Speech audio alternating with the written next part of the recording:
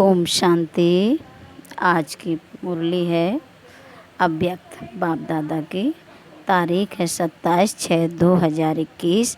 प्रातः मुरली ओम शांति बाप दादा मधुबन। और रिवाइज है 26/1/88 मधुबन। अव्यक्त बाप दादा। आज बाप दादा कहते हैं, संगम युग पर नंबर 1 पूज्य बनने की अलौकिक विधि। बाबा कहते हैं, आज अनादि बाप और आदि बाप अनादि सालिग्राम बच्चों को और आदि ब्राह्मण बच्चों को डबल रूप से देख रहे हैं। सालिग्राम रूप में भी परम पूज्य हो और ब्राह्मण सो देवता स्वरूप भी गायन और पूजन योग्य हो। दोनों आदि और अनादि बाप दोनों ही रूप से पूज्य आत्माओं को देख हर्षित हो रहे हैं। अनादि बाप ने आदि पिता सहित अर्थात ब्रह्मा बाप और ब्राह्मण बच्चों को अपने से भी ज़्यादा डबल रूप में पूज्य बनाया है। अनादि बाप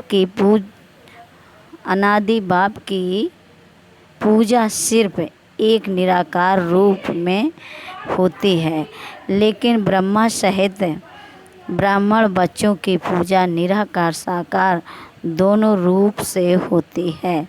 तो बाप बच्चों को अपने से भी ज़्यादा डबल रूप से महान बनाते हैं। आप बाप दादा बच्चों की विशेषताओं को देख हर्षित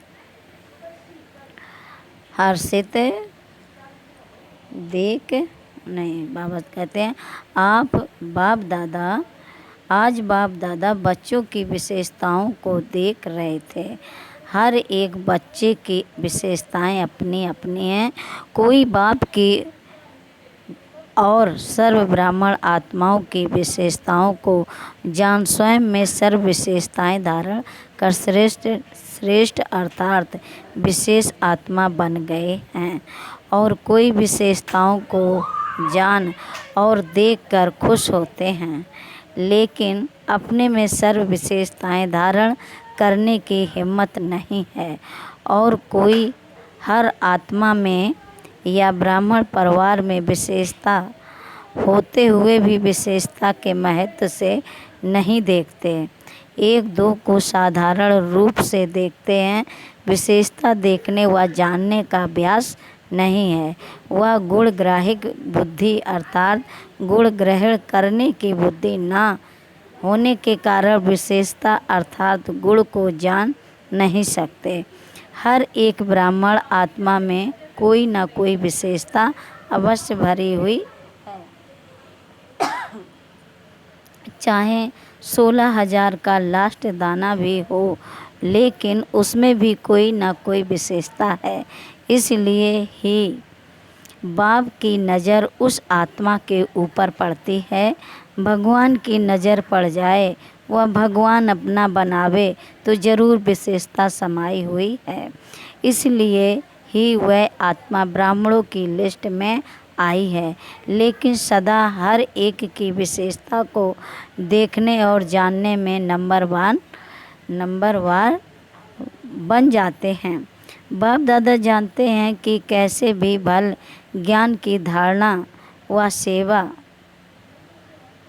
में याद में कमज़ोर हैं, लेकिन बाप को जानने, बाप के बनने की विशाल बुद्धि, बाप को देखने की दिव्य नज़र, यह विशेषता तो है जो आजकल के नामी ग्रामी विद्वान भी नहीं जान सकते, पहचान सकते, लेकिन उन आत्माओं ने जान लिया। कोटों में कोई और कोई में भी कोई इस लिस्ट में तो आ गए हैं ना। इसलिए कोटों में से विशेष आत्मा तो हो गए ना। विशेष क्यों बने? बाबा कहते हैं, विशेष क्यों बने? क्योंकि ऊंचे ते ऊंच बाप के बन गए। सभी आत्माओं में ब्राह्मण आत्माएं विशेष हैं।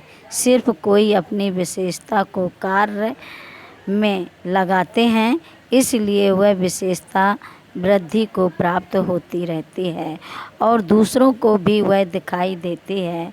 और कोई में विशेषता रूपी बीज तो है, लेकिन कार्य में लाना यह है बीज को धरनी में डालना। जब तक बीज को धरनी में नहीं डालें तो वृक्ष नहीं पैदा होता, विस्तार को प्राप्त नहीं कर पाते और कई बच्चे विशेषता के बीज को विस्तार में भी लाते, अर्थात वृक्ष के रूप में वृद्धि को भी प्राप्त करते, फल को भी प्राप्त करते। लेकिन जब फल आता है तो फल के पीछे चिड़ियाएँ पक्षी भी आते हैं खाने के लिए। तो जब फल तक पहुँचते हैं तो इस रूप में माया आती है कि मैं विशेष हूँ, मेरी यह विशेषता है। यह नहीं समझते कि बाप द्वारा प्राप्त हुई विशेषता है। विशेषता भरने वाला बाप है। जब ब्राह्मण बने तो विशेषता आई। ब्राह्मण जीवन की देन है, बाप की देन है।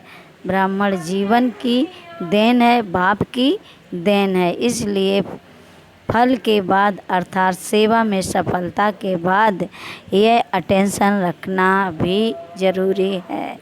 नहीं तो माया रूपी चिड़िया पक्षी फल को जूठा कर देते हैं, नीचे गिरा देते हैं। जैसे खंडित मूर्ति की पूजा नहीं होती, माना जाता है कि यह मूर्ति है लेकिन पूजी नहीं जाती, ऐसे जो ब्राह्मण आत्माएं सेवा का फल अर्थात सेवा में सफलता प्राप्त कर लेते हैं, लेकिन मैंपन की चिड़िया ने फल को खंडित कर दिया, इसलिए सिर्फ माना जाएगा कि सेवा बहुत अच्छी करते हैं, महारथी हैं, सर्विसेबल हैं।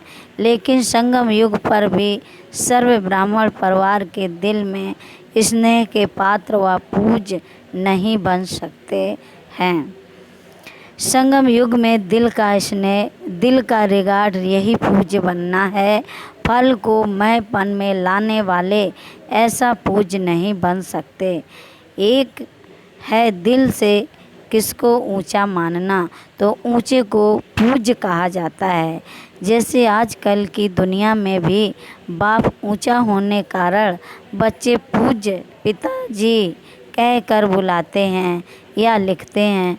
ऐसे दिल से ऊंचा मनाना अर्थात दिल से रिगार्ड देना दूसरा होता है। बाहर की मर्यादा प्रमाण रिगार्ड देना ही पड़ता है, तो दिल से देना और देना ही पड़ता, इसमें कितना अंतर है। पूज्य बनना अर्थात दिल से सर्व माने, मेजॉरिटी होने चाहिए। पहले भी सुनाया कि 5% तो रह ही जाता है, लेकिन मेजॉरिटी दिल से माने, यह है संगम युग पर पूज्य बनना। पूज्य बनने का संस्कार भी अभी से ही भरना है, लेकिन भक्ति मार्ग के पूज्य बनने में और अब के पूज्य बनने में अंतर है।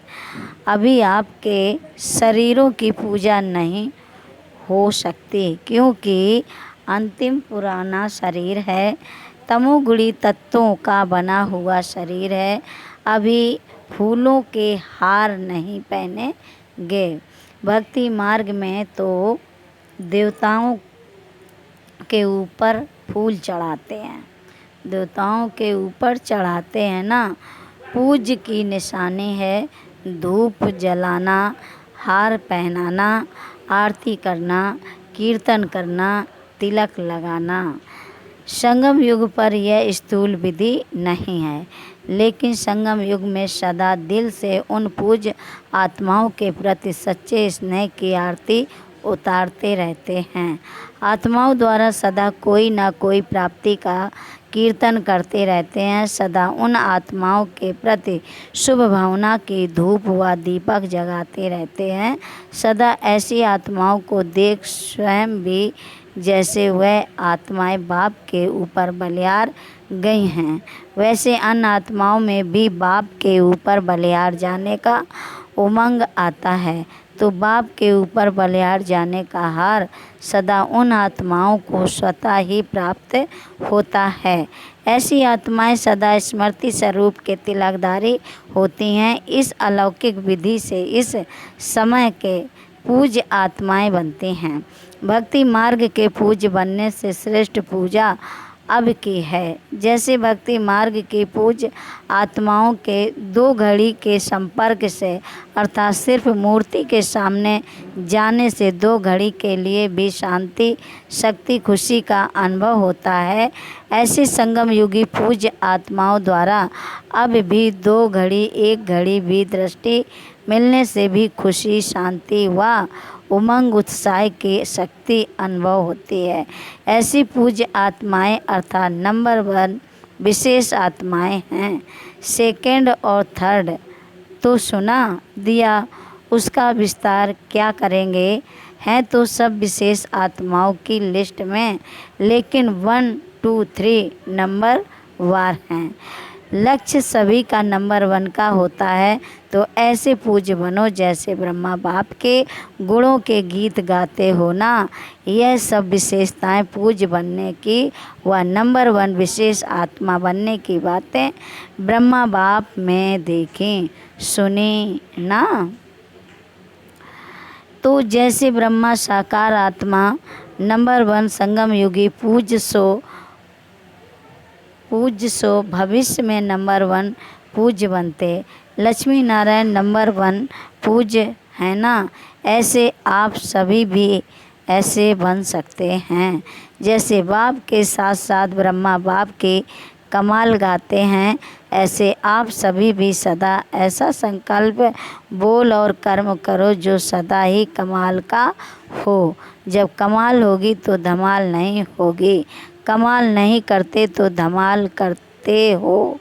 चाहे संकल्पों की धमाल करो, चाहे बाड़ी से करो, संकल्पों में भी व्यर्थ तूफान चलता तो यह धमाल है ना।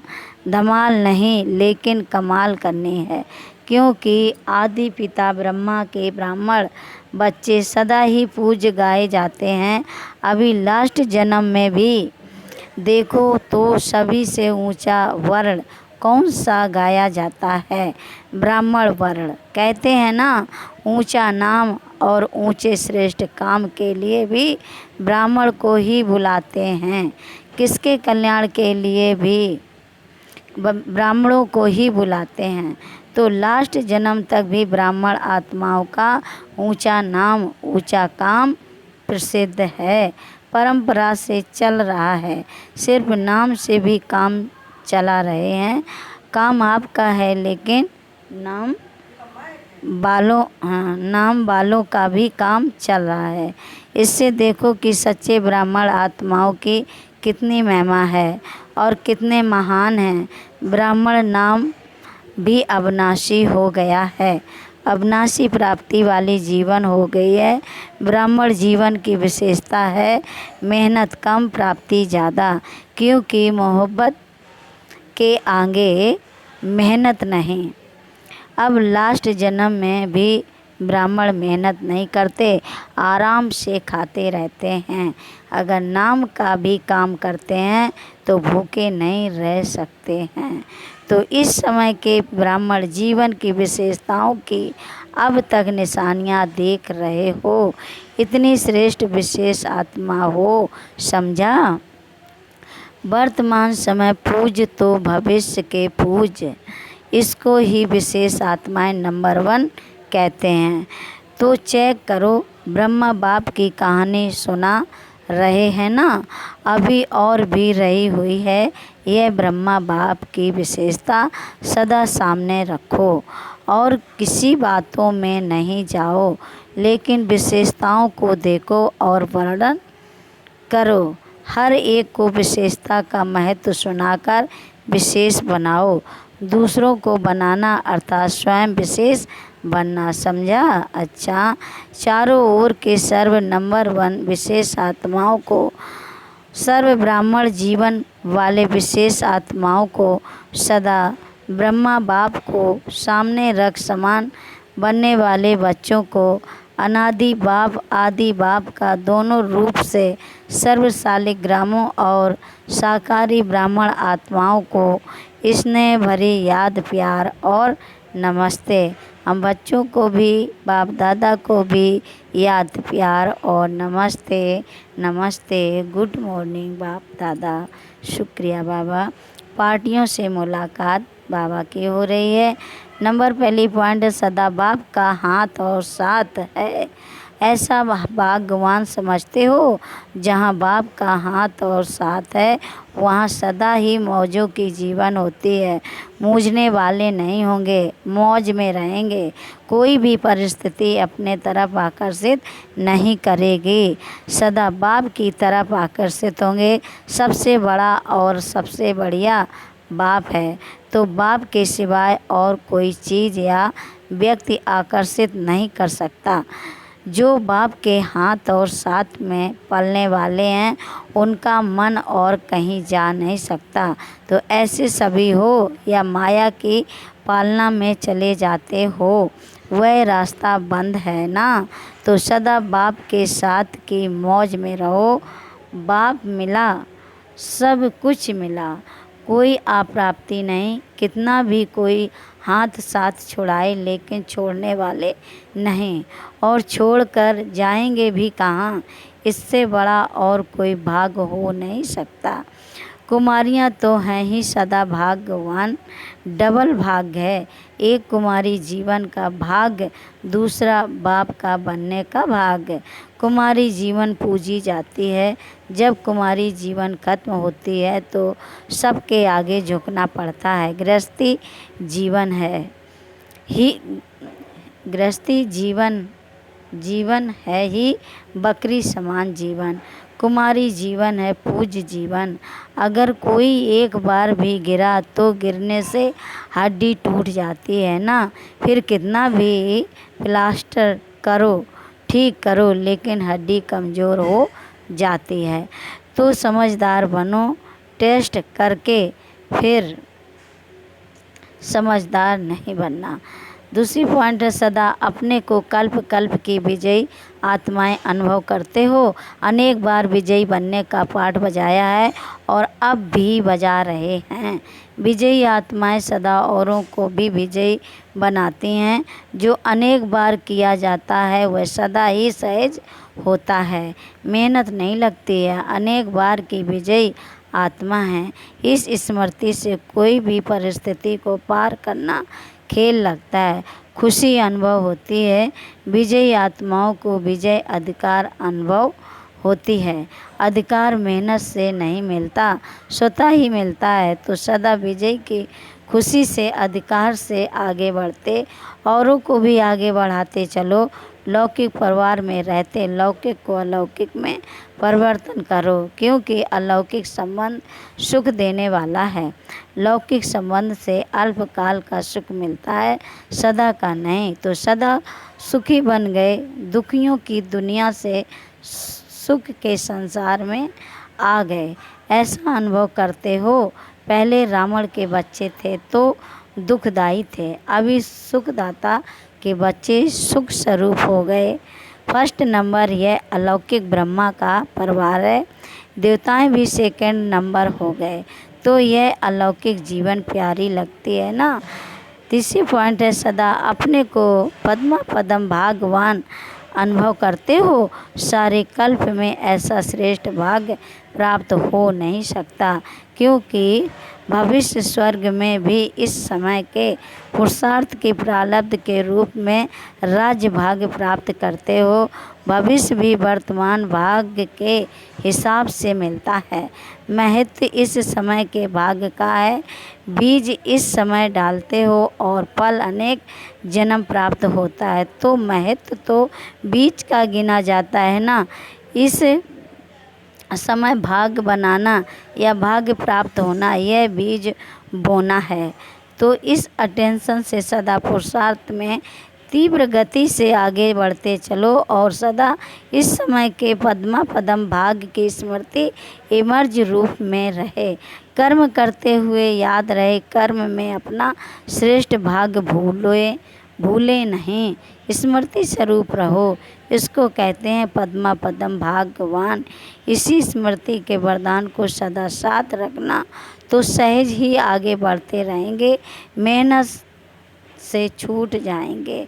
अच्छा, आज का प्रश्न है, लौकिक संबंध में बुद्धि यथार्थ फैसला देती रहे, उसकी विधि क्या है? उत्तर है कभी भी लौकिक बातों को सोच कर फैसला नहीं करना है। अलौकिक शक्तिशाली स्थिति में रहकर फैसला करो। कोई भी पिछली बातें स्मृति में रखने से बुद्धि उस तरफ चली जाती है, फिर पिछले संस्कार भी प्रकट होते हैं, इसलिए मुश्किल होता है। बिल्कुल ही लौकिक वृत्ति भूल आत्मा समझ फिर फैसला करो तो यथार्थ फैसला होगा। इसे ही कहते हैं विक्रमाजीत का तख्त। अलौकिक आत्मिक स्थिति ही विक्रमाजीत स्थिति का तख्त है। इस तख्त पर बैठकर फैसला करो तो यथार्थ होगा। अच्छा वरदान है, साथी और साक्षीपन की स्मृति द्वारा सब बंधनों से मुक्त होने वाले सर्वशक्ति संपन्न भव। फिर से सुनाते हैं, साथी और साक्षीपन की स्मृति द्वारा सब बंधनों से मुक्त होने वाले सर्वशक्ति संपन्न भव। सर्व शक्तियों से संपन्न बन अधीनता से परे होने के लिए दो शब्द सदा याद रहे, एक साक्षी दूसरा साथी। इससे बंधन मुक्त अवस्था जल्दी बन जाएगी। सर्वशक्तिमान बाप का साथ है तो सर्व शक्तियाँ स्वतः प्राप्त हो जाते हैं और साक्षी बनकर चलने से कोई भी बंधन में फंसेंगे नहीं। निमित्त मात्र इस शरीर में रहकर कर्तव्य किया और साक्षी हो गए। इसका विशेष अभ्यास बढ़ाओ। स्लोगन है, अशुद्ध और शुद्ध दोनों की युद्ध है तो ब्राह्मण जीवन के बजाय क्षत्रिय हो। अच्छा, ओम शांति।